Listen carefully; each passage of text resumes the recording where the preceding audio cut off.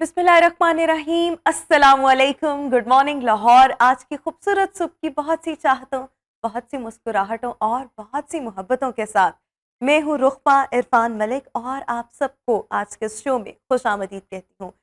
ज़िंदगी में बहुत से मौके हम सबकी ज़िंदगियों में ऐसे आते हैं जब हम बहुत ज़्यादा डाउन, बहुत ज़्यादा अपसेट, बहुत ज़्यादा परेशान होते हैं और हमें कोई वे आउट नज़र ही नहीं आ रहा होता और हमें ऐसे लगता है कि शायद हमारे हालात कभी भी नहीं बदलेंगे और हम बहुत ही ज़्यादा डिसअपॉइंट हो चुके होते हैं। लेकिन ऐसे तमाम फेजेस में हमेशा याद रखना चाहिए कि ये जितनी भी हमारी ज़िंदगी है, इट्स अ ट्रायल, इम्तिहान है हम सबका।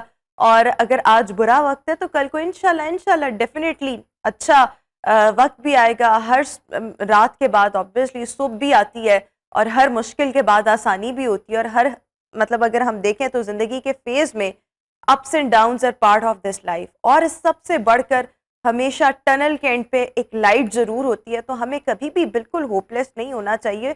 और वैसे भी जो मायूसी है वो तो गुनाह है, कुफर है। सो हमें अपने अल्लाह पर यकीन रखना चाहिए, अपनी स्ट्रगल्स पर यकीन रखना चाहिए और जो कुदरत का मैकेनिज्म है अबव ऑल, इस पर भी यकीन रखना चाहिए कि इंशाल्लाह इंशाल्लाह हालात तब्दील होंगे और हमारी मुश्किल के बाद इंशाल्लाह आसानी भी आएगी। और यही पॉजिटिव माइंडसेट जो है वो आपको कभी डिसअपॉइंट, कभी भी मायूस नहीं होने देता। With this message we have to move ahead. और शहर लाहौर का मौसम कैसा रहेगा? तो शहर लाहौर का मौसम बहरहाल बहुत तेज़ी के साथ तब्दील हो रहा है। आज भी गर्मी की जो शिद्दत है, बहुत ज़्यादा शिद्दत तो नहीं बट बहरहाल शिद्दत है जो हम महसूस कर सकते हैं। राइट नाउ इट्स 31 डिग्री हम देख सकते हैं, इतना टेम्परेचर है। और कोई बारिश के भी एज सच कोई प्रिडिक्शन नहीं। हो सकता है फ्राइडे ऑनवर्ड्स बारिश की कोई सूरत हाल बन जाए, बट बहरहाल आज और कल ऐसी कोई सूरत हाल नज़र नहीं आ रही।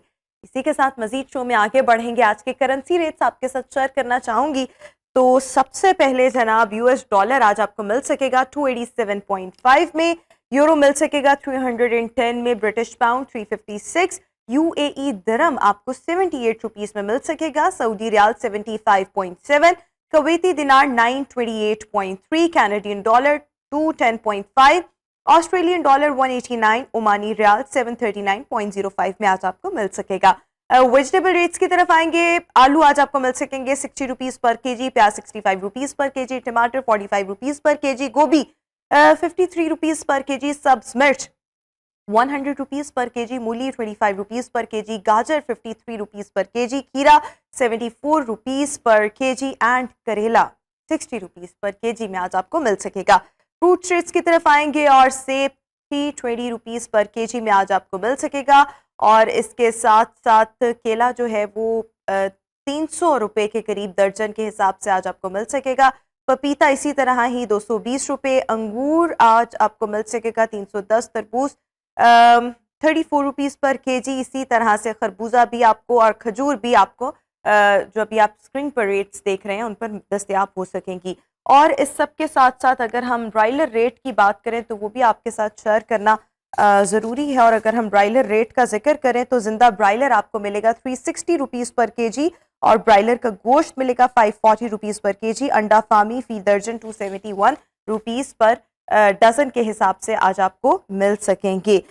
ये तो थे हमारे करेंसी रेट्स और मुख्तलिफ चीज़ों के रेट्स। मजीद शो में आगे बढ़ेंगे। आज की टॉप स्टोरीज आपके साथ मैं शेयर करना चाहूँगी। तो सबसे पहले एज वी ऑल नो इस ईद पर एक मूवी रिलीज हुई है, मनी बैक गारंटी, जो कि एक्शन कॉमेडी मूवी है। और इसके हवाले से मैंने खुद तो खैर एज सच अभी मूवी नहीं देखी, लेकिन मैं मुख्तलिफ अपने फेसबुक फ्रेंड्स की जब न्यूज़ फीड्स पढ़ रही थी तो कुछ ने लिखा हुआ था कि हमने ये मूवी तो देख ली but we want our money back, क्योंकि उनको ये मूवी पसंद नहीं आई। मिले जुले रिव्यूज़ अभी तक आ रहे हैं, लेकिन बहरहाल जो फिल्म के डायरेक्टर हैं फैसल कुरैशी, इन्होंने अपने ट्विटर पर एक पैगाम शेयर किया जिसमें इनका ये कहना था कि ईद के 3 दिनों में इस मूवी ने 10 करोड़ से ज़्यादा का बिजनेस कर लिया है। एक्शन कॉमेडी ये मूवी है, फवाद खान इसमें लीडिंग रोल प्ले कर रहे हैं, वसीम अकरम है, इसके साथ साथ और बहुत से पाकिस्तान के नामवर एक्टर्स और एक्ट्रेसेस जो हैं इस मूवी का हिस्सा है। मजीद आगे बढ़ेंगे शो में। और हैरान कुन इंकशाफ हुआ है बाय द वे, और ये इंकशाफ किसकी जानिब से किया गया है? ये इंकशाफ किया गया है रूसी सदर व्लादिमीर पुतिन की जानिब से इमरान खान साहब को। और ये कहा गया है कि रशिया में तकरीबन 3000 के करीब जो मसाजिद हैं उनकी तामीर का काम जारी है। कुछ मसाजिद जो हैं वो बन भी चुकी हैं, कुछ अभी अंडर कंस्ट्रक्शन है। और जो रशियन गवर्नमेंट है और वहाँ पर मौजूद जो मुस्लिम कम्युनिटी है, उनके दरमियान जो एक बैरियर और हर्डल है उसको रिमूव किया जा रहा है, और एक जिसको कहते हैं ना मजहबी हमांगी, वहाँ पर जो है मुसलमानों के दरमियान उसको भी फ़रोग दिया जा रहा है। और इस सबसे बढ़कर वहाँ पर मुसलमानों के लिए, मुस्लिम कम्युनिटी के लिए बहुत काम किया जा रहा है, जिसकी एक रीज़न, क्योंकि ये मैं कुछ चीज़ें पढ़ रही थी उसमें सामने आई कि इनकी जो अपनी वाइफ हैं, जो रूसी सदर व्लादिमीर पुतिन की अपनी अहलियाँ हैं, वो भी मुसलमान हैं। सो वहाँ पर बहरहाल मुसलमानों के लिए बहुत ज़्यादा काम हो रहा है ताकि वो एक आज़ाद फ़िज़ा में बड़े अच्छे तरीके के साथ अपनी इबादत भी कर सकें, और वहाँ पर मसाजिद भी इसी गर्ज से तामीर करवाई जा रही हैं। और इस बात का इंकशाफ उन्होंने इमरान खान साहब के साथ किया है। इसी के साथ मज़ीद अपने शो में आगे बढ़ेंगे, और जब हम देखते हैं, अब ये वैसे आप कुछ विजुअल्स देख रहे हैं, आपको लगेगा कि पाकिस्तान में जब सेल्स लगती है ना मुख्तलिफ ब्रांड्स की, तो हमारे यहाँ पर जो ख़वातीन जो है ना, उनको ना अपने बच्चों की परवाह होती है, कोई बच्चा किधर होता है, कोई किधर होता है, दुपट्टे किधर होते हैं, बैग किधर होते हैं, बट उनका ये होता है कि हम किसी तरीके से सेल से ये सूट जो है हम ग्रैब कर लें, कोई इस पर अपना हक ना जता दे, क्योंकि ऑब्वियसली महदूद चीज़ों पर सेल लगी होती है। तो यही हाल हम भारत में देख रहे हैं। और ये देखें, भारत का एक ब्रांड है, बेंगलोर की ये वीडियो है जहाँ पर ख़वातीन जो हैं वो उमड़ आईं, और यहाँ पर एक एनुअल सेल जो थी इस शॉप पर लगी हुई थी। और अभी आप देख सकते हैं कि ये दो ख़वातीन जो हैं किस तरह से एक साड़ी के हुसूल के लिए आपस में उलझ पड़ी, और ऐसा उलझी कि बड़ा आज़ादाना मुक्को और घोंसों का इस्तेमाल किया गया। लोग खामोश तमाशाई बने रहे, वीडियोस वगैरह बनाते रहे, और बीच में जो बीच बचाव वाला काम था वो वहाँ पर सिक्योरिटी गार्ड्स ने करवाया। तो इतनी इंटरेस्टिंग ये वीडियो थी, मैंने कहा आपसे ज़रूर शेयर की जाए कि ख़वातीन बाज नहीं आ सकती, और ख़वातीन किस भी मुल्क की हो, रंग की हो, नस्ल की हो, वो जो उनके अंदर एक जेलसी और उनके अंदर एक अच्छा दिखने का ख्वाब और उनका दिल करता है ना, ये जो सेल मेले हैं लूट ले, वो तमाम काम जो है ना तकरीबन कमोबेश हर मुल्क में जारी रहता है। और ये विजुअल्स थे जनाब भारत के। ये हमारी थी आज की टॉप स्टोरीज। अभी हम शो में एक शॉर्ट ब्रेक शामिल करेंगे, ब्रेक के बाद हाइलाइट्स के साथ वापस आएंगे। बहुत सी चीज़ें आज आपके सामने रखनी है, डिस्कस करनी है। Stay with us and good morning.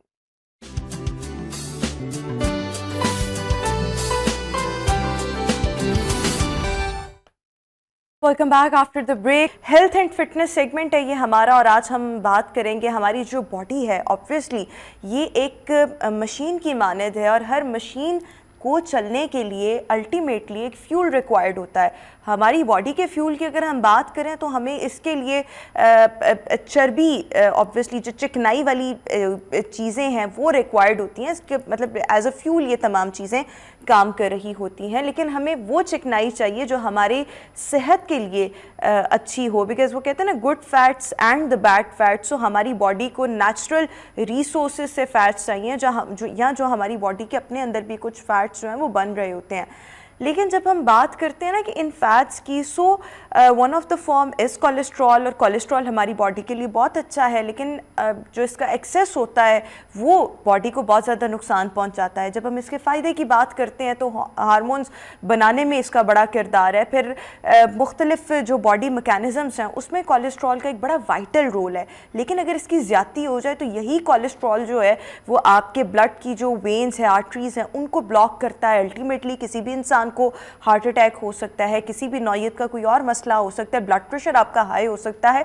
So basically आज हम बात करेंगे कि कोलेस्ट्रॉल असल में है क्या, ज़्यादती के क्या नुकसानात हैं, हम किन जो फूड आइटम्स हैं उनसे कोलेस्ट्रॉल जो है एक अच्छे वाला कोलेस्ट्रॉल वो हासिल कर सकते हैं। और हमारे साथ इस टॉपिक पर डिस्कशन करने के लिए न्यूट्रिशनिस्ट जुहा जुहेब हमारे साथ मौजूद हैं। Zoha, thank you so much and a very good morning. Zoha, सबसे पहले ये बताओ कि how would you define cholesterol?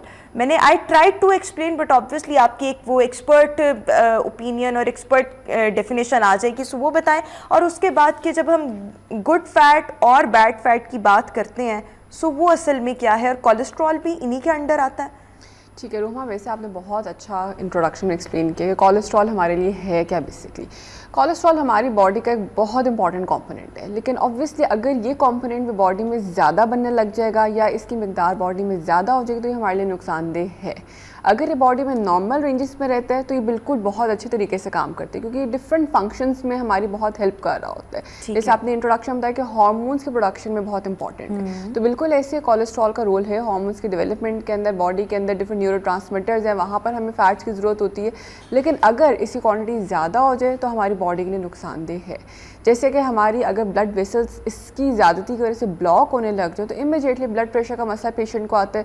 Blood pressure के साथ साथ बहुत से लोगों को डायबिटीज़ की शिकायत हो जाती है, बहुत से लोगों को कोलेस्ट्रॉल की वजह से, कोलेस्ट्रॉल की वजह से, क्योंकि कोलेस्ट्रॉल जिन लोगों को ज़्यादा होता है उनको आप देखिए एब्डोमिनल फैट भी ज़्यादा होता है, क्योंकि वो बहुत ज़्यादा फैटी फूड्स कंज्यूम कर रहे होते हैं, जिस वजह से उनकी वेसल्स तो ब्लॉक होती है, लेकिन साथ साथ सेंट्रल ओबेसिटी बहुत जल्दी आ जाती है। सो व्हेन जब सेंट्रल ओबेसिटी आ जाए, आप समझ जाए कि इस पेशेंट को डायबिटीज, जो एब्डोमिनल फैट है, यानी कि जिन लोगों को पेट के इर्द गिर्द फैट चिपकने लग जाता है वहाँ पर। अच्छा, जब हम देखें, एक तो जिस तरह हमारी बॉडी में जो चिकनाई है वो एक फ्यूल का काम कर रही है। अभी आ जाती है चिकनाई बेसिकली है क्या? Fats, good fats and the bad fats. Bad fats वो हैं जो हमें फ्राइड आइटम्स और नॉन हेल्दी फूड ऑप्शंस से मिल रहे हैं। जब हम गुड फैट्स की बात करते हैं तो ऑब्वियसली जो फैट हमें प्लांट सोर्सेज से मिल रहा है, इस किस्म की चीज़ें, या जो फैट्स ऑब्वियसली हमें सनफ्लावर ऑयल से मिल रहा है, ऑलिव ऑयल से मिल रहा है, सरसों का तेल, उससे जो हमें फैट मिल रहा है, ये हमारी बॉडी के लिए बहरहाल एक्सेस इनका भी बुरा ही है, बट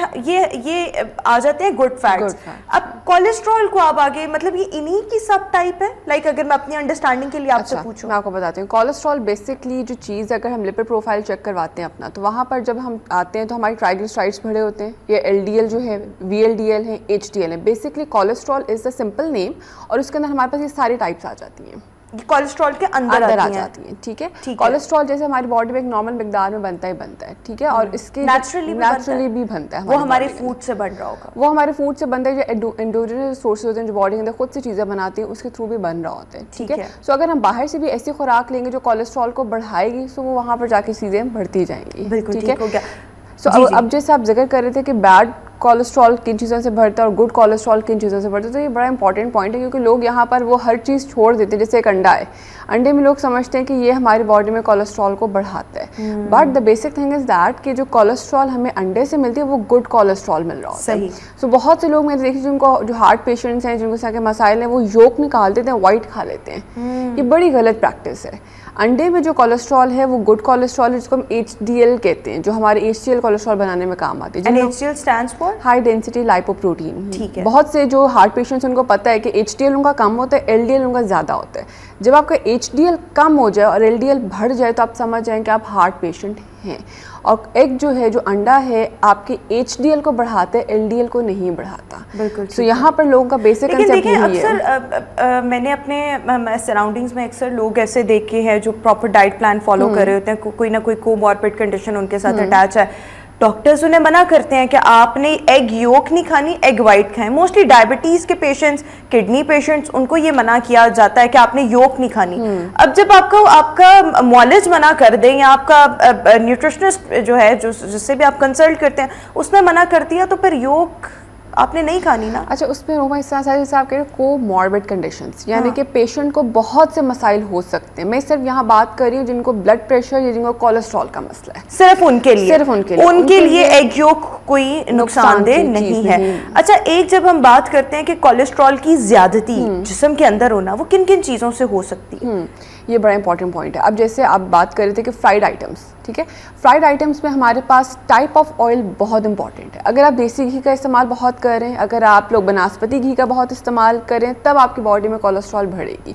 लेकिन अगर आप फ्राइंग सरसों के ऑयल के अंदर करें, जो कि रिकमेंडेड फैट है फॉर फ्राइंग, तो उसकी वजह से आपका कोलेस्ट्रॉल नहीं बढ़ेगा, आप बड़े रिकमेंडेड रेंजेस में ही रहेंगे। अब यहाँ पर ये बात भी आती है कि आप इतना ज़्यादा भी कंज्यूम ना करें कि वो बॉडी में सम अप हो जाए। लेकिन अगर आप फ्राइंग, जैसे अब रमज़ान का महीना गुजरा, हर जगह फ्राइंग बेतहाशा हुई है, सो अगर आप फ्राइंग के लिए सरसों का ऑयल इस्तेमाल करते हैं, सनफ्लावर ऑयल इस्तेमाल करते हैं, कैनोला का इस्तेमाल करते हैं, आपकी कोलेस्ट्रॉल नहीं बढ़ेगा। लेकिन यहाँ पर लोग इसमें olive oil, what about olive oil में ये कि हम उसको एक्स्ट्रा हीटिंग करने से अवॉइड करते हैं। अगर आपने कुक करना है तो आप वहाँ पे पोमेस यूज़ कर लें, लेकिन वो दैट्स जस्ट फॉर कुकिंग, खाना बनाने के लिए। फ्राइंग में ऑब्वियसली ऑयल को बहुत हीट अप करना पड़ता है, तो उसका स्मोकिंग पॉइंट जल्दी आ जाता है। अच्छा, बहुत से लोग ना, बिकॉज मेरे अपने घर में यहाँ तो मस्टर्ड ऑयल इस्तेमाल होता है पिछले कोई 1 साल से, और उससे पहले ऑलिव ऑयल इस्तेमाल होता था। अभी ऑलिव ऑयल 2 तरह के हैं जो कुकिंग के आते हैं, pomace version and extra version. अभी वो लोगों को यही नहीं पता कि जो एक्स्ट्रा वर्जिन ऑयल है, that is just for seasoning. आपने उसको सैलेड्स वगैरह के ऊपर थोड़ा सा उसकी सीजनिंग करके, स्प्रिंकल करके आपने उस तरह से कंज्यूम करना है। You can not cook that oil, क्योंकि वो कुक करते हैं तो उसका स्ट्रक्चर खराब हो जाता है, वो उल्टा नुकसानदेह हो जाएगा आपके लिए, क्योंकि पोमेस में कुकिंग करनी है। पोमेस में कुकिंग करते हैं, हाँ, लेकिन उसमें भी आप फ्राइंग वगैरह को अवॉइड करें। Yes, so the best is mustard oil and the sunflower oil best है। कनोल ऑयल भी बिल्कुल ठीक है, लेकिन जो देसी घी है और जो बनास्पति घी है उसके इस्तेमाल से परहेज करना है। यानी कि जो घी आपको रूम टेम्परेचर पे जमा हुआ नजर आ रहा है ना, वो आपकी बॉडी में जाके भी स्टक हो जाता है, वो नहीं वहां से रिमूव अप हो सकता। अच्छा, बहुत सी देखिए, आप खुद भी एक न्यूट्रिशनिस्ट है, बहुत सी न्यूट्रिशनिस्ट मैंने ऐसी भी देखी है जो अपने डाइट प्लान्स में देसी घी लाजमी रखती हैं, वो चाहे 1 चम्मच रखें या 2 चम्मच रखें। अब हमने अगर देसी घी की तरफ जाना है, और इससे बेहतर कोई घी हो ही नहीं सकता ना, आपको एक बड़े नेचुरल सोर्स है, बड़ा रिफाइंड किस्म का आपको एक घी मिल रहा है जो कि बड़ा अच्छा है। हमारे से जो पहले बड़े हैं हमारे घरों के, उन्होंने वही खुराकें खाई हुई हैं, तो वो आज तक अपने दम में हैं, बरकरार हैं। सो जब हम इस तरह के देसी घी की बात करते हैं तो उसको किस अमाउंट में आप इस्तेमाल कर सकते हैं कि वो आपकी बॉडी के लिए नुकसानदेह ना हो?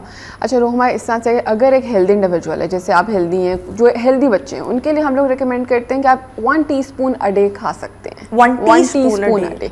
लेकिन जिस तरह के लोग यहाँ पर पाकिस्तान में रहते हैं वो 1 टीस्पून के ऊपर नहीं रहते, और वही चीज़ जब ज़्यादा आप कंज्यूम करते हैं, ट्वाइस अ डे खा लेते हैं, ट्वाइस अ डे ले लेते हैं, सो वो बॉडी में जाके फिर सम अप होता है। 1 टीस्पून में तो हमारे यहाँ के लोगों का एक ब्रेड का पीस वो गर्म होता है, उसको वो बड़ा अच्छा सा करके चाय के साथ खा रहे होते हैं। चस्के भी तो बहुत है ना, सो इसको अवॉइड करना। अच्छा, कौन कौन सी चीज़ों को अभी अवॉइड भी करना है? ये तो हमने कहा ना कि चलें ये इस्तेमाल कर सकते हैं, अवॉइड किन चीज़ों को करना है इस पर भी बात करेंगे, लेकिन अभी हम प्रोग्राम में एक शॉर्ट ब्रेक शामिल करेंगे।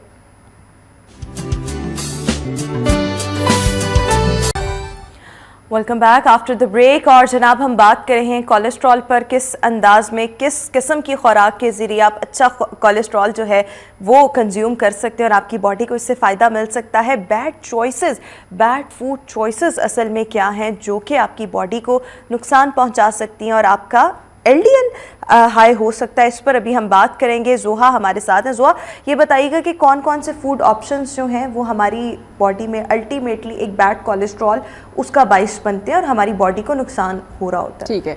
अच्छा रोमा, इस तरह से है कि अगर हम लोग मिल्क प्रोडक्ट्स की बात करें, दूध वाली चीज़ों की बात करें, तो अगर आप चिकनाई वाला दूध लेते हैं जिसमें से क्रीम एडेड है तो वो कोलेस्ट्रॉल बढ़ाएगी। मैं अपने पेशेंट्स को हमेशा रिकमेंड करती हूँ कि अगर आपने दूध या दही या इवन चीज़ भी कंज्यूम करनी है तो आप घर में उसको लो फैट कर लें। आप घर में जो दूध आ रहा है, फ्रेश मिल्क आ रहा है, आप उसको 3 दफ़ा बॉईल करें, तीनों मरतबा उसकी क्रीम को रिमूव करें, जो मिल्क रिमेनिंग है वो आपके पास एक किस्म का स्किम मिल्क है, तो आप उसका इस्तेमाल करें। आपने दही बनाया, आप उसका बनाएं, आपने कोई भी चीज़ बनानी है आप उस दूध की बनाएं, आप होल मिल्क का इस्तेमाल ना करें, क्योंकि जो लोग होल में इस्तेमाल करते हैं होल मिल्क का, वहाँ पर कोलेस्ट्रॉल बढ़ जाती है। लेकिन ये उन लोगों के लिए मेरे ख्याल में जब आप 35 क्रॉस कर जाते हैं, आप 40 क्रॉस कर जाते हैं, तो फिर आपने तभी उस उम्र में ज़्यादा प्रॉब्लम आता है, उस उम्र में है।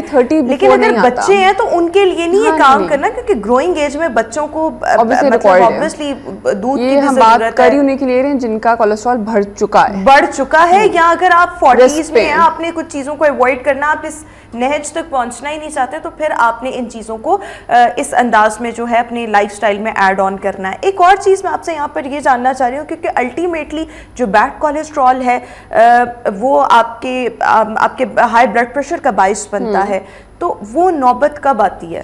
नौबत रोमा डिपेंड करती है। जब आपकी LDL हम प्रोफाइल चेक करते हैं, लिपिड प्रोफाइल जब चेक करते हैं, तो वहाँ पर कोलेस्ट्रॉल की रेंजेस अगर बहुत ज़्यादा रिकमेंडेड लेवल से एक्सीड कर गई हैं तो patient already blood pressure case बन चुका होता है।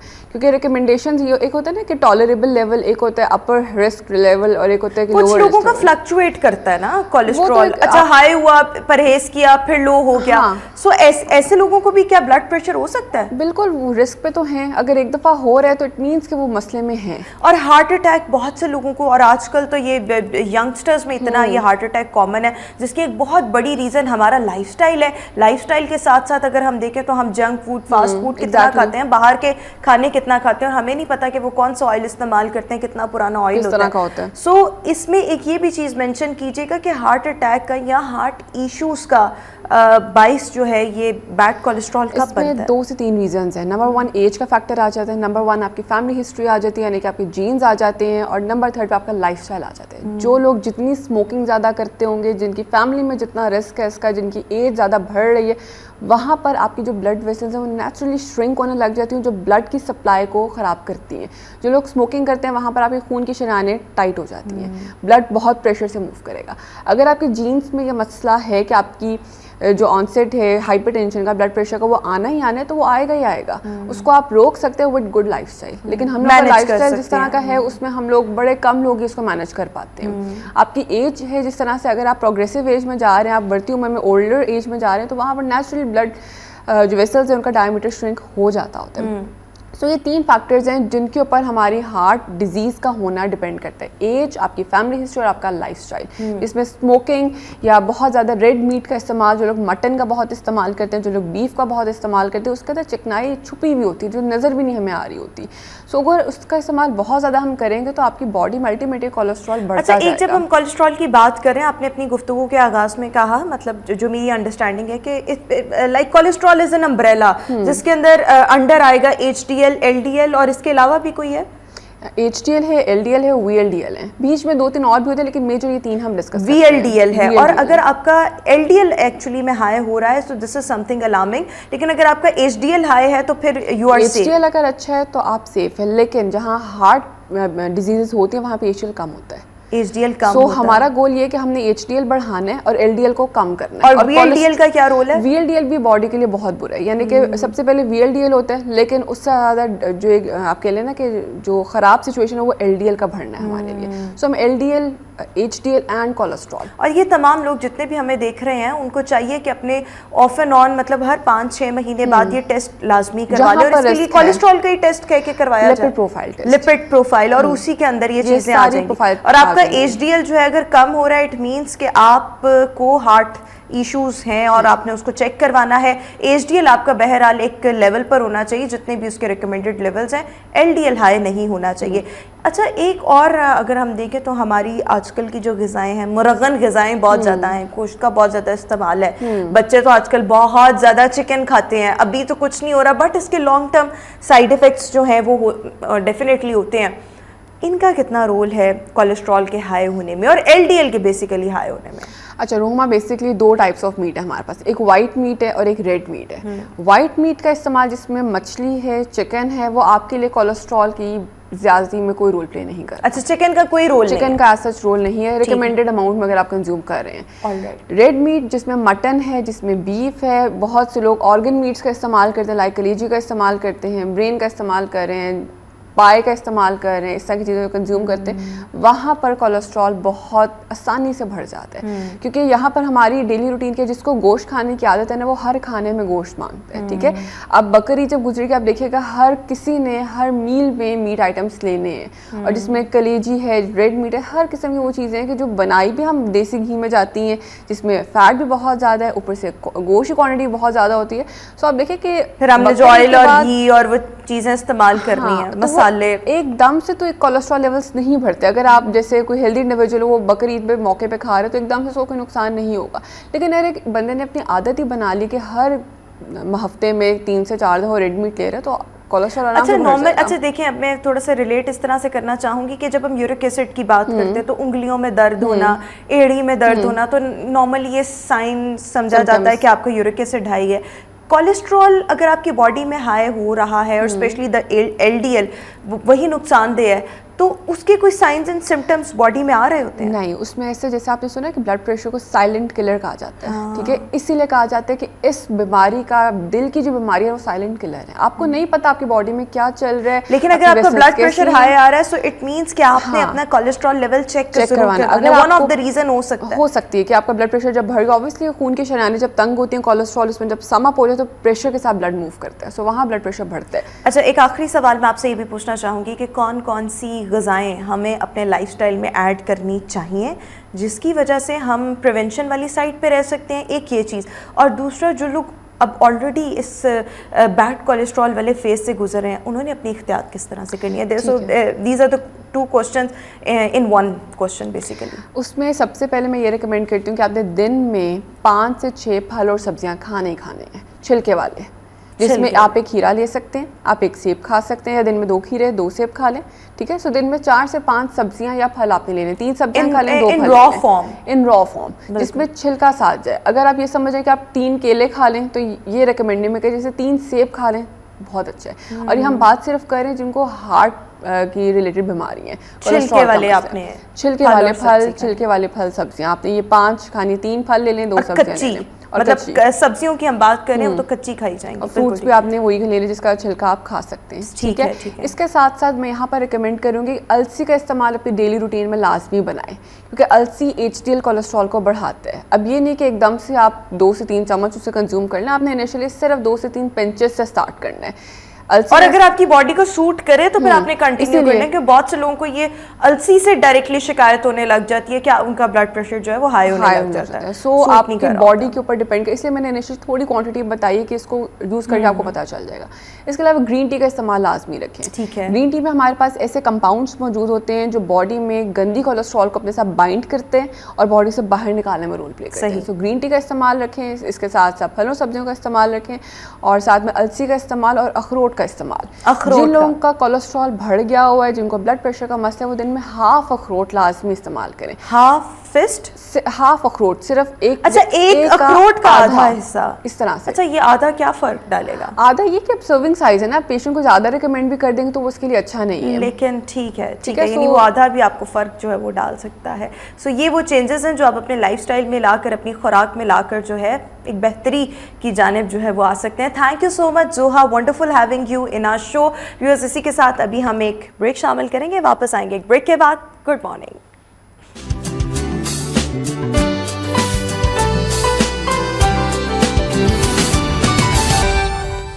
ब्रेक के बाद एक बार फिर से हम आपको गुड मॉर्निंग लाहौर में खुशामदीद कहेंगे। एक बहुत अहम मौजू पर बात करना चाहेंगे। इंटरसिटी और इंट्रा सिटी जितनी भी बसेस चलती हैं, इनके किरायों में 250% या इससे ज़्यादा का इजाफा किया जा रहा है। प्लान तैयार कर लिया गया है, और अगर इसके हम रीज़न की बात करें कि रीज़न क्या है कि एकदम से 50% नहीं, 100% नहीं, 150% नहीं, आप इकट्ठा 250% इजाफा कर रहे हैं, और इससे ज़्यादा कुछ सिचुएशंस में इससे भी ज़्यादा इजाफा कर रहे हैं। तो इसकी वजह क्या है? इसकी एक वजह ये बताई जा रही है कि क्योंकि पेट्रोल की, डीज़ल की कीमतों में बहुत ज़्यादा इजाफा किया जा चुका है। सो उस चीज़ को मेंटेन रखने के लिए अब ये इजाफा जो है ये लाजमी हो चुका है, जिसकी वजह से ऑब्वियसली गरीब आदमी, और ज़्यादातर आप देख लें कि या तो स्टूडेंट्स होते हैं बसेस पे ट्रैवल कर रहे होते हैं, या वो लोग जो गरीब तबका है, अफोर्ड नहीं कर सकते, अपनी कन्वेंस नहीं है, उन्होंने इस्तेमाल करना है।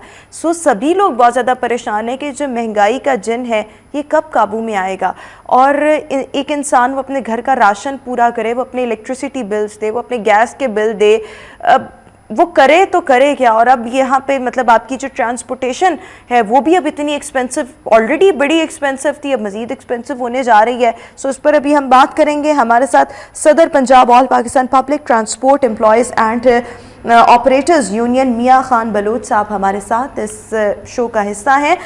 Thank you so much Mian Khan Baloch साहब for joining us in our show. सबसे पहले जो ये अभी इजाफा किया जा रहा है 250% और इससे ज़्यादा, किन सिचुएशंस में 250% और किन सिचुएशंस में, किन सूरत हाल में अगर हम देखें तो 250% से ज़्यादा का इजाफा है, और इम्प्लीमेंटेशन इसकी कब से है? जी बिल्कुल, ये पंजाब गवर्नमेंट ने ना काफ़ी अरसे से हमारी ना ये किराए नहीं बढ़ाए।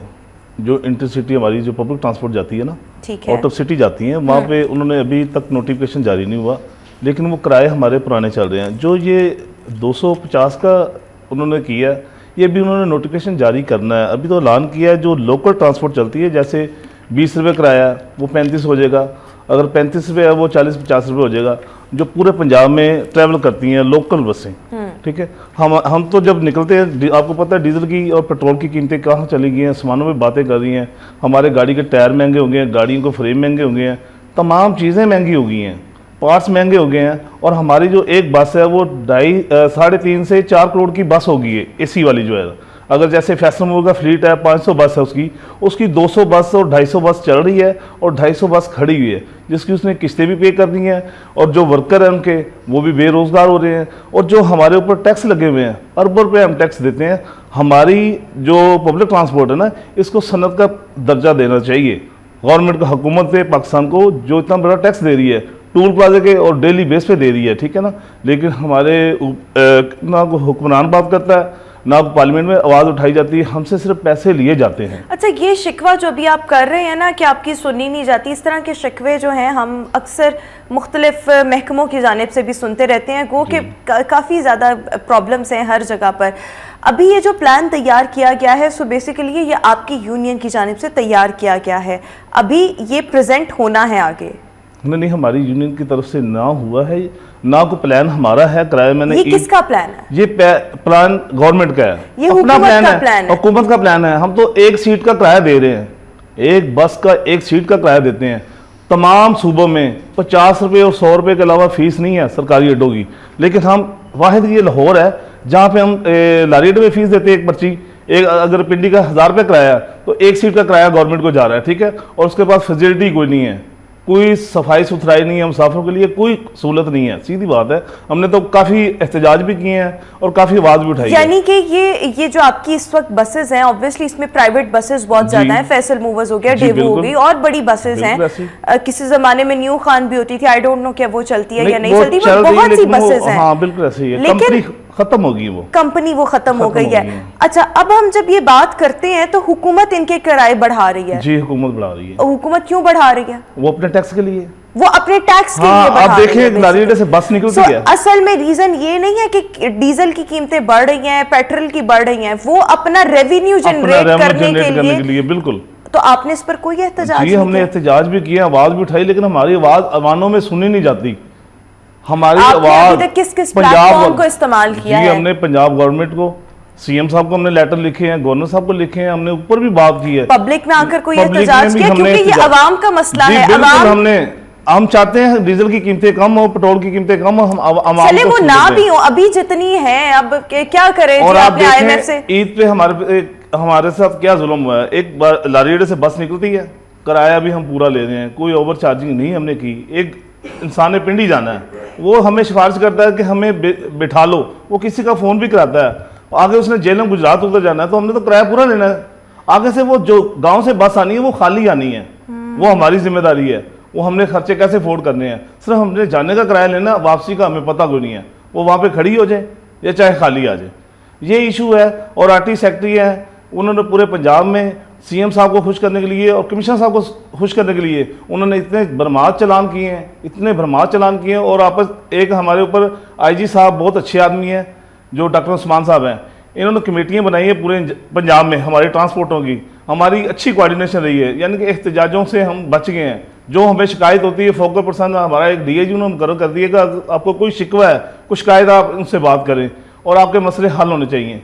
और जो एक बस निकलती है, एक उसको चलान मिलता है लारी अड्डे से, उसके बाद इंतजामिया जो होती है, आरटी सेक्रेटरी के बंदे वो खड़े होते हैं, फिर आगे वो जब बत्ती चौक जाती है, रिंग रोड पुलिस खड़ी होती है, वो चलान काट रही होती है, फिर आगे वो जब मोटरवे पे जाती है, मोटरवे पे चलान से तो रेवेन्यू इकट्ठा करने के लिए। अच्छा, वैसे आप ऑनेस्टली बताइएगा, क्या वो चालान ड्यू होते हैं? यानी कि मतलब अगर किसी ने कोई ज्यादती की, गलती की, उस बात पर होता है या नाजायज चालान हो रहे हैं? ऐसे खड़ा करके बस उन्होंने रेवेन्यू इकट्ठा करना है, ऊपर बात उन्होंने कहना हमने इतने चलान देने, आपको टारगेट होता है चलान। ये अभी अल्टीमेटली बोझ जो है 250% जो ये एक बहुत बड़ा इजाफा है, ये अवाम पे पड़ेगा ना, अवाम पर, और इसके लिए अवाम ने आवाज उठानी है। आपने कोई ऐसा प्लान नहीं तैयार किया या कोई ऐसा एहतजाज नहीं किया जिसमें आम लोग जो इन बसेस को यूज करते हैं, एक जगह से दूसरी जगह जाते हैं, उनको आप इंगेज करें, उनकी इन्वॉल्वमेंट हो, उनके साथ जाएं? जी बिल्कुल, हमारा सिविल सोसाइटियों से रब्ता भी है और काफ़ी इदारों से रब्ता है। इंशाल्लाह ये आप देखेंगे, ईद गुजर गई है, हमारी बिल्कुल ट्रांसपोर्ट बंद है, अभी इतनी नहीं चली, इतनी पैसेंजर भी नहीं है, चलाई नहीं कि चली नहीं, चली नहीं, मुसाफिर नहीं है, ठीक है, गरीब आदमी है, बोझ इतना बढ़ गया है, वो घर के खाने के पीने के बच्चों के परेशानी है, घर में वो परेशान है, वो हमारे से कैसे जाएगा, वो कैसे किराया खर्चेगा? जो आदमी महीने में 4 चक्कर लगाता था, वो महीने में 1 चक्कर लगाता है। सही। और इतना किराया इजाफी हो गया। अच्छा, ये अभी ये जो इजाफा इसका प्लान तैयार किया गया है, इससे आपको क्या नुकसान होगा? जी, हमारा ये नुकसान होगा, हमारा मुसाफिर तो पहले कम हो गया है। ये जब से खबर चली है, जब से खबर चली है, हमारा मुसाफिर कम हो गया, मुसाफिर नहीं जा रहा, फोन नहीं कर रहा, सही वो सही। जब सुनता है 250-200 अच्छा, ये जो अभी इतना इजाफा ये जो कहा जा रहा है, ये नॉन एसी बसेस पर है, एसी वाली बसेस पर है, ये क्या, इसको भी थोड़ा एक्सप्लेन करें। ये जी नॉन एसी बसों पे जो गरीब आदमी है ना, वो नॉन एसी बसों को फ्री नॉन एसी पर 250% इजाफा होगा। हाँ, नॉन एसी पे। और एसी वालियों पे भी होगा इजाफा? एसी वाले पे भी होगा, लेकिन एसी वालों का डीरेलीगेट होता है, वो जैसे डीजल की कीमतें बढ़ती है ना, वो खुद ब खुद ही किराया बढ़ जाता है उसका। गवर्नमेंट का आपका असल में नॉन एसी बसेस जी, के नॉन साथ एसी है, बस है। और ये जो फिलहाल जो लाहौर के अंदर चल रही हैं जी, उनके जी। मामलात हैं। अच्छा, एक बस ने अगर दूसरे शहर जाना है, जो इंट्रा सिटी बसेस चलती हैं आपकी, नॉन एसी डेफिनेटली उनमें भी होती हैं, उसमें भी कोई इजाफा देखने में आएगा? नहीं जी, कोई ऐसा नहीं है, कोई शिकायत नहीं है, लेकिन सिर्फ टारगेट किया जाता है इंतजामिया को दिखाने के लिए, ऊपर सीएम साहब को दिखाने के लिए कि हम बहुत काम कर रहे हैं, और लेकिन ये सबसे ज़्यादा हमारे से जुल्म हो रहा है। आगे हमारा एहतजाज का भी प्रोग्राम है, और हो सकता है ये गाड़ियाँ बंद ही हो जाए। हम चाहते हैं गाड़ियाँ बंद होंगी तो अल्टीमेटली रोजगार बंद चाहते होंगे। हैं कि हुकूमत चाहे अपनी बसें लेकर चलाए, पता चले उनको टायर कितने का, 2 लाख रुपए की जोड़ी है। अच्छा, जब ऑटो पार्ट्स बड़े महंगे हो देखें गए एक हैं। बस जो है, अगर उसमें तकरीबन फॉर एग्जांपल 10 के करीब सीट हैं और एक सीट का किराया 20 रुपए है, जी। इससे हुकूमत को कितना रेवेन्यू जाता है? जी, एक सीट का किराया जाता है अरबों रुपए, 1 अरब 10 करोड़ रुपए हम दे रहे हैं अभी लाहौर नहीं, में। 10 सीटों में से एक सीट का किराया हुकूमत का होगा, हुकूमत का, और 9 सीटों का आपका है। जी 9 सीटों का हमारा है, और 9 सीटों में आप देखने को मुलाजिम भी जाता है हमारे साथ, इंतजामिया भी जाती है, स्टूडेंट भी जाते हैं, तो ट्रांसपोर्टर के कैसे अखराजात पूरे होंगे, वो कैसे अपने अच्छा, घर का 10 चूल्हा में से चलाएगा? एक का चले, वो तो फिर वो टैक्स की मद में उनको चाहिए ना। 10 में से नहीं, अगर वो एक, टैक्स भी 50-100 रुपया हो ना, लेकिन टैक्स भी बहुत ज्यादा है। अगर कराची का किराया 6,000 रुपया है, वो हमसे 6,000 रुपये एक सीट का किराया ले रहे हैं, अरबों रुपए टैक्स ले रहे हैं, लेकिन अड्डे भी ऐसे होने चाहिए, प्लेटफॉर्म भी ऐसे, अड्डों सूरतें पे क्या इस वक्त मसाइल हैं? जी मसाइल ये हैं, पर्ची का इशू है, पर्ची का पार्किंग क्या फीस इशू है? पर्ची ये 1 सीट का किराया है, ये पूरे पंजाब में नहीं है, 50 और 100 रुपये पर्ची है। एक बस अगर एक रूट पे चल रही है, ठीक है, वो 2 घंटे एक रूट पर जी, रही है, बिल्कुल ऐसे। उस 2 घंटे में जो उसकी एक मुख्त सीट होगी उसका किराया आपने देना जी, है, देना है। दोबारा वो उस रूट पर चलेगी, फिर एक दोबारा और फिर उसकी पर्ची लेनी पड़ेगी। यानी दिन में उस रूट पर जितनी बसेस चल रही होंगी, हर रूट पर एक सीट का सीट का किराया जो है जी, वो गवर्नमेंट उनको को देना पड़ा। बिल्कुल। अच्छा, और अड्डों पे क्या प्रॉब्लम्स है? और अड्डों पे, सहूलत मुसाफिरों के लिए ना साफ पानी पीने के लिए है, ना कोई बैठने के लिए है, अच्छा, ना ये कुछ जो हाँ। बस अड्डों पर कूलर्स लगे होते हैं, बैठने की जगह होती है, ये सारी वो हम हुकूमत की खुद- जिम्मेदारी वो है? हम खुद जो प्राइवेट दोस्त होते हैं हमारे, कोई यूनियन वाले होते हैं, कोई इदारे वाले होते हैं, वो हमें खुद कहते हैं जी आप हमें बताएं जगह कहाँ पे मुसाफिरों के लिए अपने कूलर लगाएं, वो लगाते हैं जो साहिब सीधे लोग हैं, सीधी बात है, या खुद हम अपने पास से भी लगाते इस हैं। वक्त अड्डे कहाँ पर है? जी इस टाइम लारी अड्डा है तो। है, और ठोकर आप देख लें, रायमंड देख लें, 5 अड्डे हैं लाहौर के। जो प्राइवेट हैं वो तो नियाजी एक्सप्रेस है और फैसल मूवर है, ये सब प्राइवेट है। और सिकंदरी कॉलोनी का आप देख लें अड्डा, जो गवर्नमेंट का अड्डा है, वो बिल्कुल नकारा है। अभी आपकी बसेस तो प्राइवेट में ही आएंगी ना? जी प्राइवेट में आएगी, प्राइवेट में ही आएंगी। हाँ, आप कह रहे हैं ना नियाजी अड्डा, और जी ये प्राइवेट भी है, सरकारी भी है, सरकारी भी मूव करती है ना, सरकारी से भी मूव करती है और प्राइवेट भी। और जो ये जो प्राइवेट किरायों है, का इतलाक है सरकारी और उस दोनों पे होगा? जी दोनों पे होगा। अभी आप चाहते क्या हैं? हम ये चाहते हैं, हमारी हुकूमत से ये गुजारिश है कि ट्रांसपोर्टर के ऊपर रहम किया जाए। ये पेट्रोलिंग पुलिस अभी आई है, इसका काम है डाके और वारदातें रोकना, चेक एंड बैलेंस करना। वो भी आईजी साहब ने हमारे ऊपर वो लागू कर दिया, नोटिफिकेशन दे दिया कि आप भी चलान जुर्माने करो। यानी कि रेवेन्यू मद में हम कितनी फोर्सों को पैसे देंगे? आप देख लें, बिल्कुल एक गाड़ी किस्तों पे लेते हैं हम, 10 लाख की लेते हैं, ठीक और है। ये ट्रांसपोर्टर से ज्यादा तो इस वक्त एक आम आदमी का मसला है, जिसने रोजाना की बुनियाद पर ट्रैवल बसेस का करना है, इस्तेमाल बिल्कुल करना गरीब है। आदमी को हम चाहते हैं। ट्रांसपोर्टर्स का भी चले जो मसला होगा वो बाद में आएगा। सबसे पहले यहाँ पर आवाम का ख्याल रखना चाहिए कि गरीब आदमी की बोझ से उसकी आमदन नहीं बढ़ रही, उसकी आमदनी उतनी ही है, और उसी आमदन में रहते हुए वो 250% ये इजाफा, ये बहुत बड़ा है गरीब आदमी के लिए इजाफा है। वो किस तरह से अफोर्ड करेगा और किस तरह से अपने कामकाज पर जाएगा या किसी और जगह पर जाना है? तो हुकूमत को बिलाशुबा इस पर तवज्जो देनी बिल्कुल। चाहिए। आपका कोई अगला प्लान? अगला प्लान हमारा यही है, आगे गाड़ियाँ खड़ी हो जानी है और एहतजाज के लिए हम तमाम पूरे पंजाब में एहतजाज करेंगे। जो हमारे ऊपर जुल्म हो रहे हैं, चलानों की मद में हो रहे हैं, और जो टैक्स पे टूल टैक्स देते हैं हम, टूल अच्छा, टैक्स भी एक साथ अगर बढ़ता है हम जी। कहें कि बीच की बात आप कर रहे हैं कि इस 250% हुकूमत ना करे, जी, बिल्कुल। कुछ आपकी तरफ से भी हो जाए हम कि चाहते हैं- फ्लेक्सिबिलिटी हम हो जाए, तो चाहते कि हैं वो सबसे दरमियाना रास्ता आलमी क्या मंडियों होगा? में देख रहे हैं आप, तेल की कीमतें कम हुई हैं, हमें हुकूमत फैसिलिटी नहीं दे रही। अगर हुकूमत आपको भी क्या, इधर- किसी को भी नहीं दे रही? वो हुकूमत अगर तेल की कीमतें कम करती है ना, हम बिल्कुल मुसाफिर को सहूलत भी देंगे और मुसाफिर को अपने मुकाम पे पहुँचाएंगे भी। हम ठीक दिन है। रात खिदमत करने वाले हैं, ट्रांसपोर्टर हैं, लेकिन हमारी बसें किस्तों पे भी हैं और कई चूल्हे चलते हैं। 101 घर का चूल्हा चलता है। जब एक बस निकलती है ना, वो सारे रास्ते पैसे देती जाती है, जब वापसी आती है वो पैसे देती जाती है। उनके कितने गरीबों के चूल्हे बलते हैं। लेकिन हुकूमत को चाहिए हमारे ऊपर तवज्जो रखे और हमारा जो सनती पहिया है इसको चलने दिया जाए।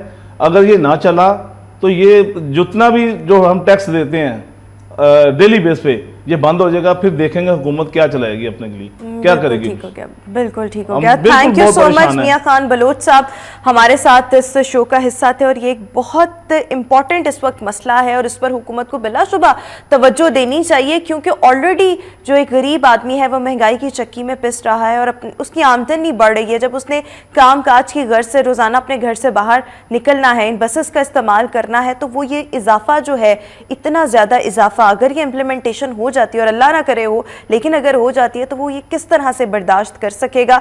और मुझे नहीं समझ आती कि हुकूमत ने इस गरीब आदमी से निचोड़ना, अब कि उसका खून कितना निचोड़ लेना है कि मतलब I am all speechless. But बहरहाल आपका जो मौक़िफ़ है हमारे प्लेटफॉर्म से जो बरसर इक़्तिदार लोग हैं उन तक पहुंच चुका है। वी होप कि कोई दरमियानी रास्ता जो है वो निकल आए। अभी हम शो में एक ब्रेक शामिल करेंगे, ब्रेक के बाद दोबारा हाजिर होंगे। Good morning.